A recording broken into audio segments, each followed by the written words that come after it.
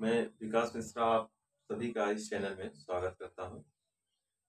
तो आज का जो टॉपिक है कुछ मोटिवेशनल टॉपिक है जो तथ्यों पर, सत्य घटनाओं पर आधारित है। तो जैसे एडिसन की बात करते हैं कि एक बार एडिसन को स्कूल से निकाल दिया गया था। तो एडिसन ऐसा ऐसा क्वेश्चन पूछता था क्लास में कि उनके टीचर उससे परेशान हो जाते थे। कोई घटनाएं हैं तो क्यों होता है, इसके पीछे क्या कारण है, क्या ऐसा नहीं हो सकता था, ये नहीं हो सकता था। तो छोटा बच्चा है, उसके अंदर जिज्ञासाएं हैं, वो तरह तरह का क्वेश्चन पूछता है और टीचर सही तरीके से उसे संतुष्ट नहीं कर पाता था, नहीं कर पाते थे टीचर। तो ये हुआ कि इतना ज्यादा क्वेश्चन और इतना ज्यादा उनकी जिज्ञासाओं को शांत न कर पाने की वजह से स्कूल प्रशासन उन्हें क्लास से बाहर कर दी और एक घर पे उनको भेज दिया गया कि ये बच्चा पढ़ने लायक नहीं है, इसका दिमाग कुछ मानसिक दिमाग सही नहीं है। एक लेटर लिखा गया और उसके माँ को दे दिया गया, बच्चे के द्वारा भेज दिया गया कि अपने माँ को दे देना है। तो उनकी माँ देखती है तो समझ जाती है क्या है सिचुएशन। तो बच्चा पूछता है कि माँ ये क्या है। उसकी माँ कहती है बेटा आपका दिमाग इतना तेज है। देखिए क्या मोटिवेशनल, उनकी माँ कैसे मोटिव करती है उस बात को, निगेटिव चीज को भी कैसे पॉजिटिव वे में लेती है कि बेटा इसमें लिखा है कि देखिए आपका बेटा इतना ज्यादा उसका बुद्धि चल रहा है, इतना ज्यादा वो क्वेश्चन करता है, इतना ज्यादा उसका दिमाग चल रहा है कि हम लोग टीचर हम समझा नहीं पा रहे हैं, आपके बच्चे को हैंडल नहीं कर पा रहे हैं। तो यानी इनको और बड़े स्कूल में और जगह एडमिशन करने की जरूरत है। तो उनकी माँ उनको शिक्षा देती है, उनसे सब जिज्ञासाओं को करती है, सॉल्व करती है, अपने तरीके से हैंडल करती है। और एडिसन के जो खोज की प्रवृत्ति थी, उसके अंदर जो वैज्ञानिकता थी, साइंटिफिक एटीट्यूड था, वो आगे चल के कितना एक महान वैज्ञानिक के रूप में आप लोग के सामने है। बल्ब का आविष्कार, ग्रामोफोन का आविष्कार और बहुत सारे आविष्कार उन्होंने किया, लेकिन मोटिव वहां से मिला। एक बार ऐसे अमिताभ बच्चन के साथ हुआ, जब वो शुरुआत में नौकरी तलाश करने के लिए गए तो साउथ में जाते हैं, कहीं कंपनी में इंटरव्यू वगैरह दिए और उनका जॉब डिसक्वालीफाइड हो जाते हैं, उनका जॉब नहीं मिलता है। बहुत डिप्रेशन में होते हैं, घर पर आकर कहते हैं पापा से कि देखिए मेरा जॉब नहीं लगा, क्या मैं किसी योग्य नहीं हूँ। तो हरिवंश राय बच्चन कैसे मोटिव करते हैं, कहते हैं कि देखिए बेटा जब अपने मन का न हो तो समझ लीजिए कि ईश्वर के मन से होने वाला है। यानी आपको के लिए और अच्छा सोच कर रखे हैं ईश्वर, आप तो इतने में सोच रहे हैं और हमारे मन से नहीं हुआ काम, यानी ईश्वर पर छोड़ दीजिए, ईश्वर हो सकता है और बहुत अच्छा करने के लिए ये काम आपको नहीं दिए, ये आपको यहाँ नहीं क्वालिफाइड किया किए करवाएं, ताकि उनको उनका और अच्छा प्लानिंग करके रखें। तो ये हो जाता है। आज अमिताभ बच्चन कहाँ से कहाँ पहुंच गए। तो कहने का मतलब है कि चरित्र और संस्कार बिना शिक्षा और मानवता बिना विज्ञान, ये कूड़े में डालने योग्य है।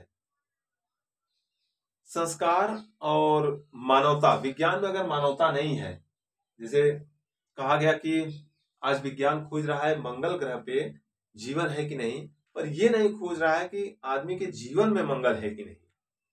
तो मानवता बिना विज्ञान और चरित्र बिना, संस्कार बिना शिक्षा।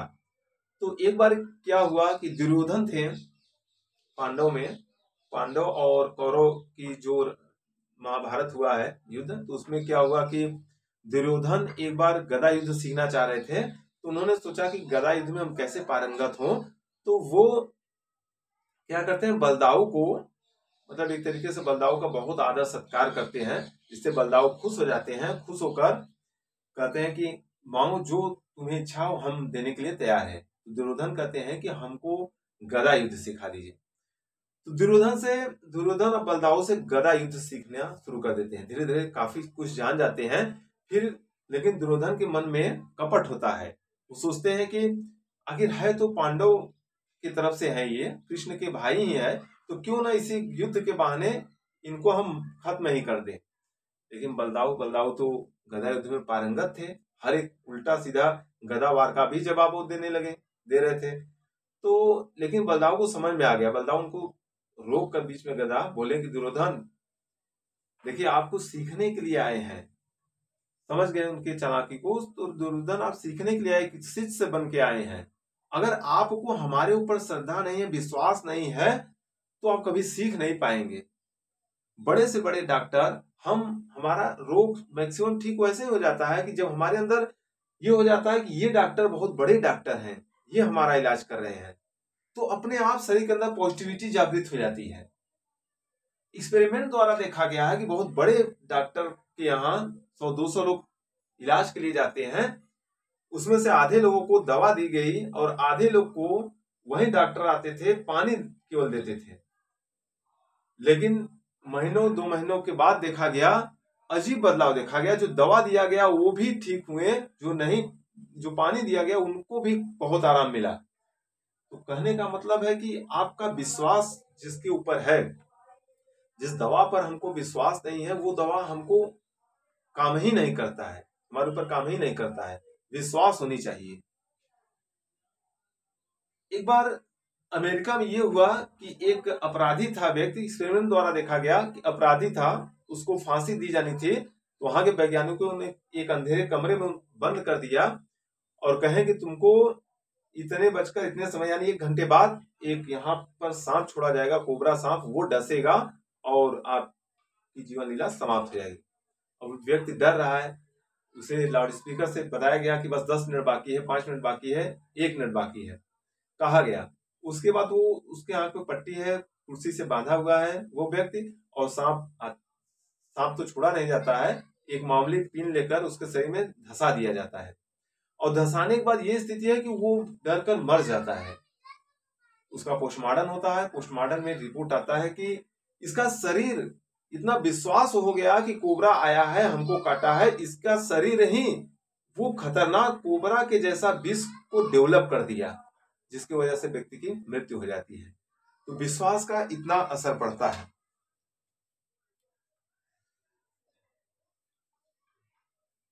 और मदर टेरेसा कहती है, मदर टेरेसा का वाक्य है कि अच्छाइयों को फैलाइए, बुराइयों को रोकिए मत। कभी बुराई खत्म नहीं हो सकता, कभी अच्छाई रहेंगे तो दोनों रहेंगे, अच्छाई बुराई दोनों रहेंगे। खत्म होंगे तो दोनों खत्म हो जाएंगे। किसी योग को खत्म करके दूसरे को नहीं बढ़ा सकते। दोनों एक दूसरे के पूरक हैं, एक दूसरे पर आश्रित है, दोनों है तभी अस्तित्व है। बुराई है तभी अच्छाई है। तो मदर टेरेसा ने कहा कि कभी हमको जब बुलाइए आप, तो अच्छाई को बढ़ाने के लिए बुलाइए, न कि बुराई को खत्म करने के लिए। नशा मुक्ति अभियान में हमको मत मिलाइए कि नशा मुक्त हो, नशा मत कीजिए, नशा मत करिए। उसका जितना चर्चा करेंगे उतना ज्यादा नशा और फैलेगा। नफरत जितना फैलाएंगे, जितना उनको बात करेंगे, उसको एक इनडायरेक्ट रूप में एक ताकत मिलता है और नफरत और फैलता है। नफरत को चर्चा मत करिए, बल्कि प्रेम और भाईचारा, सद्भावना की बात करिए, तो एनर्जी वहां जाएगी। अक्सर वही नेता चुनाव जीत जाते हैं, भले वो कैरेक्टर सही ना हो, भले वो बहुत अनैतिक कार्य किए हो, लेकिन वो चर्चा में बने रहते हैं, बार बार से लोग चर्चा करते हैं, तो वो चुनाव जीत जाते हैं, क्योंकि उससे उनको शक्ति मिलती है। तो मदर टेरेसा का वक्तव्य है कि हमको अच्छाई के पार्टियों में अच्छाई को बढ़ाने के लिए बुलाइए, न कि बुराई को नाश खत्म करने के लिए। गांधी जी ने भी कहा है कि पहले एजुकेशन को बताया जाता था 3 आर्यस। 3 आर्यस मतलब रीडिंग, राइटिंग एंड अरिथमेटिक। तो गांधी जी ने 3 आर्यस को चेंज करके 3 HS में कन्वर्ट कर दिया। 3 HS क्या है? Head, hand and heart. Gandhi ji के द्वारा कहा गया वाक्य है कि education is not only the meaning of reading writing and arithmetic, education the meaning of education is head hand and heart. पढ़ना लिखना और गणित ही केवल शिक्षा नहीं है। शिक्षा पढ़ना लिखना और गणित ही नहीं है, बल्कि शिक्षा ऐसा हो जो हेड मस्तिष्क का विकास करे, हमारे मस्तिष्क को विकसित करे, मस्तिष्क का विकास करे। और मस्तिष्क का विकास करने पर हैंड हैंड मतलब रोजगार से है, ऐसा शिक्षा हो जो मस्तिष्क का विकास हो, उसके बाद हाथ में हमें नौकरी मिले, हम रोजगार हमको मिले, और उसके बाद इतना पैसा मिले कि हार्ट मतलब हम अपने आप पे हमको संतुष्टि हो, इतना उससे हम खुश रहें। तो हेड हैंड और हार्ट। गांधी जी का वक्तव्य है ग्राम विकास योजना, सत्ता विकेंद्रीकरण, उनपे भी चर्चा की गए गांधी जी द्वारा किया गया है।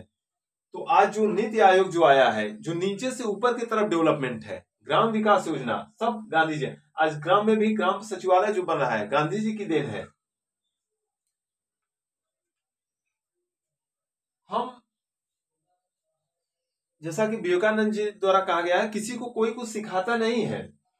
जैसे कोई ला मोशन आ गया, कोई भी इक्वेशन दे दिया गया है, वो इक्वेशन जिस वैज्ञानिक द्वारा दिया गया है वो कई साल के प्रयोग द्वारा दिया गया है।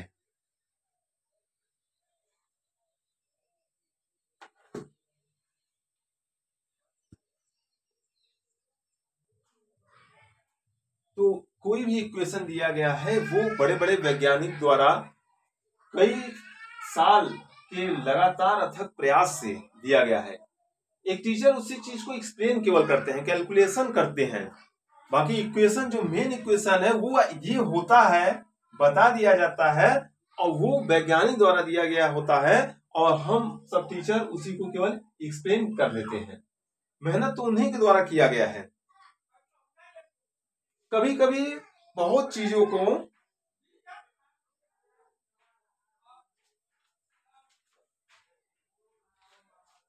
चीजों को हमें इग्नोर कर देना चाहिए, जिससे न पटे, जिस चीज से अच्छा न लगे उससे इग्नोर करने की टेक्निक होनी चाहिए। कभी कभी ऐसा होता है कि जिस बात को हम अगला आदमी हमसे उलझ रहा है, हम उसका अगर जवाब न दें, इग्नोर कर दे, तो बड़ा बड़ा मैटर अपने आप सॉल्व हो जाता है। इग्नोर करने की जरूरत है। जैसे एक बार गौतम बुद्ध को जब ज्ञान की प्राप्ति हो गई, वो उपदेश देने के लिए किसी गांव में गए थे, अपना परिचर्चा करते थे, उपदेश देते थे। तो बहुत अच्छी अच्छी बातों को बताते थे, लोग उनसे आकर्षित होते थे, उनके अंदर इतना तेज था कि लोग उनकी बात को उससे इतना प्रभावित होते थे कि उनके पास खींचे चले आते थे। एक बार किसी एक गांव में बुद्ध जी अपना उपदेश दे रहे थे, तो गांव का एक कोई ऐसा घमंडी व्यक्ति था, उसको बड़ा बुरा लगता था कि क्या आ जाते हैं रोज उपदेश देने के लिए, इनको कोई काम धाम है नहीं, केवल उपदेश देना है। तो संजोग की बात है कि एक बार बुद्ध जी घूमने निकले, भिक्षा मांगते थे, भिक्षा मांगने निकले, तो शाम के समय भिक्षा मांग रहे हैं, तो देखते हैं जिस गली में वो पहुंच जाते हैं, उसी गली के दूसरे छोर पर वो व्यक्ति आ रहा था जो बुद्ध से बहुत ईर्ष्या रखता था। तो बुद्ध जी के सामने देखते ही वो भड़क उठा और बहुत सा गाली देना शुरू कर दिया। पाखंडी हो, तुम लोगों को बरगलाते हो, तमाम तरह का जितना उसके अंदर भड़ास था सब गाली देना शुरू कर दिया, भला बुरा कहना शुरू कर दिया। और बुद्ध जी अपना हंस रहे हैं, एक तरफ, दूसरी तरफ मुस्कुरा रहे हैं, और इतना गाली दे दिया कि कई घंटों बीत गया। फिर उसको एकाएक धक्का लगा कि हम बोले चले जा रहे हैं, इसका कोई रिएक्शन नहीं मिल रहा है। जब आदमी को रिएक्शन नहीं मिलता, पलटवार नहीं मिलता है, तब उसको उसके ईगो को हर्ट होने लगता है। अरे मैं बोलता चला जा रहा हूं, कोई रिएक्शन नहीं आ रहा है। तो क्या करते हैं कि जब उसके नजदीक पहुंच जाते हैं, वो आदमी जो है बुद्ध के नजदीक जब पहुंच जाते हैं, पहुंचता है, तो कहता है कि बुद्ध जी कहता है, अरे बहरे हो गए हो क्या, गूंगे बहरे हो क्या। वो फिर मुस्कुरा रहे हैं, अरे इतना हम बोल रहे हैं, तुम कुछ बोल ही नहीं रहे हो।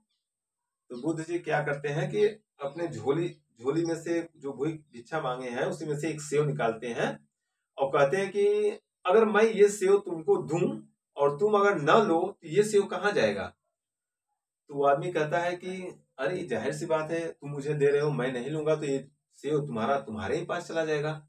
तो बुद्ध जी हंसने लगे, कहें कि ठीक उसी प्रकार तुमने इतना मुझको गाली दिया, इतना सब कुछ बोला, हमने एक भी पलटवार नहीं किया, तो सारा सारा जो जितना गाली है, जितना भला बुरा किया, सब तुम्हारा चीज तुम्हारे ही पास रह गया, मैंने तो लिया ही नहीं। तो ये बात जब सुनता है वो व्यक्ति, तो फिर बुद्ध के चरणों में झुक जाता है और माफी मांगता है। तो ये इग्नोर करने में और हर जगह जवाब न देने में कहीं कहीं हम लोग के लिए लाभदायक हो जाता है।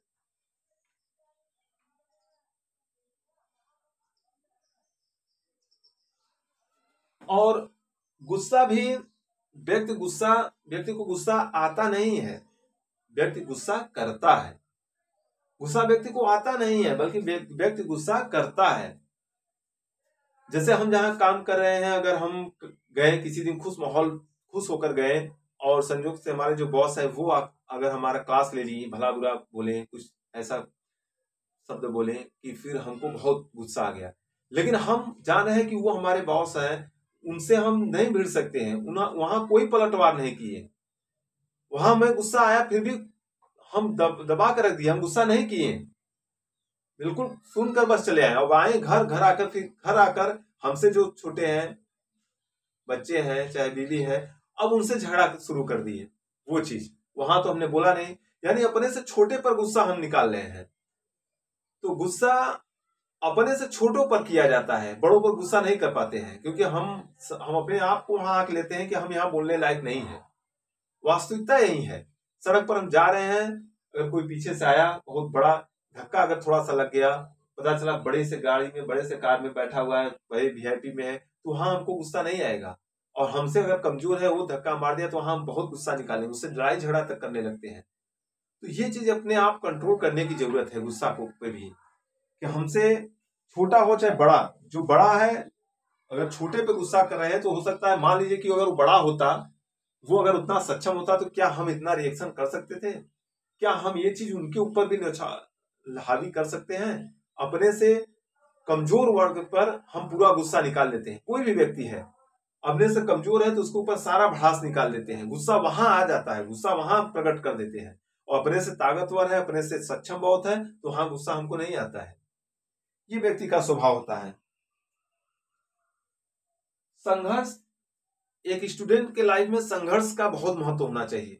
संघर्ष ही व्यक्ति को ताकतवर बनाता है। संघर्ष आता है, कोई दुख आता है, संघर्ष आता है तो व्यक्ति को मजबूत करने के लिए, न कि कमजोर करने के लिए। हमारे अंदर बहुत सी शक्तियां हैं जो छुपी हुई अवस्था में रहती है। वो जब ऐसा माहौल मिलता है, उतना दुख की घड़ी में जब आती है, जब सब संघर्ष में आते हैं, तब वो खुलकर शक्तियां काम करने लगती है।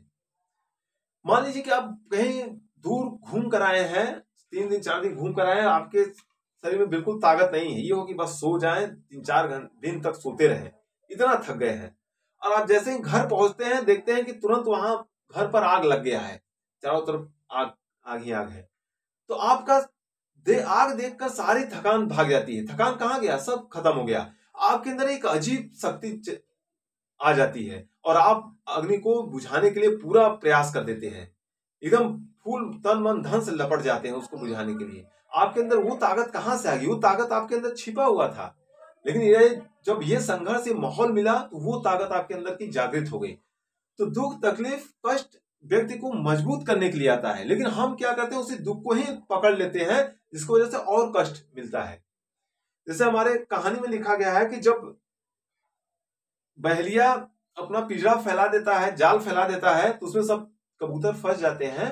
तो कबूतर जब उधर से आता है बहेलिया कबूतर को पकड़ने के लिए, तो दुख आ गया, जाल फंस गया, तो सारे कबूतर इधर कोई उड़ रहा है, कोई इधर उड़ रहा है, सबका दिमाग काम करना बंद कर दिया।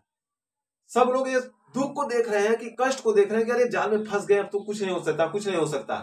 दिमाग काम करना बंद कर दिया। परिस्थिति, दुख, कष्ट में दिमाग काम करना बंद कर देता है, लेकिन उसी को ऑल इज वेल, अपने आप को संभालिए, अपने मन पर काबू करिए, उसके बाद कहिए कि सब सही है, हो जाएगा, सबसे हम हैंडल कर लेंगे, ऑल इज वेल। एक बार मन से कहिए, आधा दुख अपने आप खत्म हो जाएगा।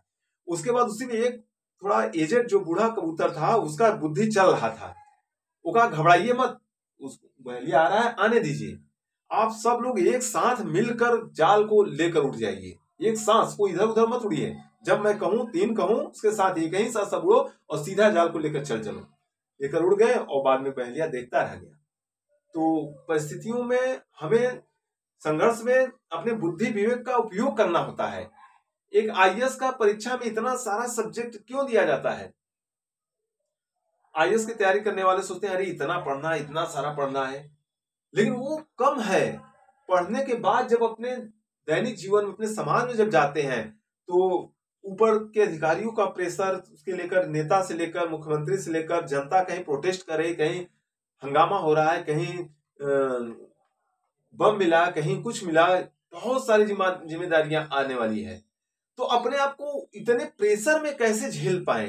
बहुत से प्रेशर को लेकर अपने आप को संतुलन बनाकर और सही तरीके से निर्णय ले लेना, यही आईएएस की परीक्षा है। यही परीक्षा होता है। उसमें इतना सब्जेक्ट दे दिया गया है, तमाम सब्जेक्ट, क्योंकि इतने प्रेशर में आप अपने आप को कैसे झेलेंगे? सारा सब्जेक्ट है, तमाम किताब पढ़ना है, उतने प्रेशर में आप अपने आप को कैसे मेंटेन कर लेते हैं? संघर्ष में ही खुशी है। लक्ष्य पा लिए तब तो फिर क्या है? लक्ष्य पा लिए तो सब खत्म। अब जो संघर्ष कर रहे हैं, जो जो रोज पढ़ रहे हैं, दोस्तों के साथ जा रहे हैं, क्लास लेने, पढ़ रहे हैं और बढ़िया नोट्स बना रहे हैं, ये सब खुशियां इसी में है। हम कल के डॉक्टर बन जाएंगे, इंजीनियर बन जाएंगे, तो ये करेंगे, वो करेंगे, तब तो खत्म हो गया। फिर ये संघर्ष में ही पूरा जीवन छिपा हुआ है। संघर्ष में असली आनंद है, लेकिन उसी को हम लोग समझ नहीं पाते हैं। फिल्म में क्या है? फिल्मों में देखने पर क्या मालूम चलता है? जब तक हीरो है, जब तक विलन है, तब तक फिल्म में इंटरेस्ट बना रहता है। तब तक लड़ाई, जब तक लड़ाई झगड़ा होता है, जब तक बवाल है, जब लड़ता रहता है, तब तक इंटरेस्ट बना रहता है।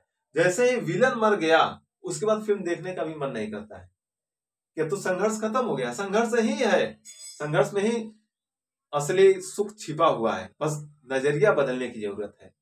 विलन मर गया, उसके बाद हीरो हीरोइन शादी अपना हो गया, उसके बाद पिक्चर द एंड हो जाता है। संघर्ष देखने की जरूरत है। संघर्ष में ताकत है। एक हमारे अंदर की जो छिपी हुई शक्तियां हैं, जब वो माहौल मिलेगा, केवल एक राइट वे में चलने से वो सब शक्तियां सिकुड़ जाती है, कमजोर हो जाती है। कभी संघर्ष में, कभी दुख में, कभी परेशानी, टेंशन में खूब रहने से तब अंदर की जो शक्तियां वो जागृत होती है। और जब ऑल इज वेल कह के, जब पूरी मन से नहीं हम फेस कर लेंगे, कोई भी कितना भी बड़ा संघर्ष हो, जब ये मन से भावना आ जाती है तब फिर हम उसको फेस कर लेते हैं। ऐसे एक कहानी है कि एक राजा थे, उनको एक वजीर नियुक्त करना था, तो विद्वान को लेना था। तो दूर दूर से बहुत से 10-12 लोग आए, उसमें से छाटा गया। फिर 7-8, 4-5 लोग ऐसे आए कि बहुत बुद्धिमान थे, बहुत जो क्वेश्चन पूछा जाता था सारे क्वेश्चन का जवाब दे देते थे। तो राजा को समझ नहीं आया कि चारों पांचों, 5 है, पांचों में से किसको नियुक्त करें, किसको अपना सलाहकार नियुक्त करें। सबका जांच ले रहे हैं, सब एक से एक बढ़कर एक निकला। तो राजा कहते हैं कि एक साधु आते हैं, वो उनको सलाह देते हैं कि मैं बताऊंगा किसको नियुक्त करना है। तो कहते हैं कि एक कमरा में, उनसे बता दिया गया कि कल एक कमरा में बंद कर दिया जाएगा आप लोगों को, एक बड़ा सा ताला के अंदर आपको बंद कर दिया जाएगा, और उस ताले पर बड़ा सा क्वेश्चन सब लिखा रहेगा, उसी को कैसे खोलना है, खोलकर बाहर निकलना है, जो निकल जाएगा उसी को नियुक्त किया जाएगा। अब सब लोग परेशान, जो चारों पांचों लोग, 5 लोग थे, उसमें से 4 लोग तो एकदम परेशान हुए, अरे कैसे है? वो ताला खोलने के लिए तमाम तरह का किताब खरीद लिए, तमाम तरह का खोज रहे हैं, रिसर्च कर रहे हैं, कैसे कैसे खुला जाए, रात भर सब रिसर्च कर रहे हैं।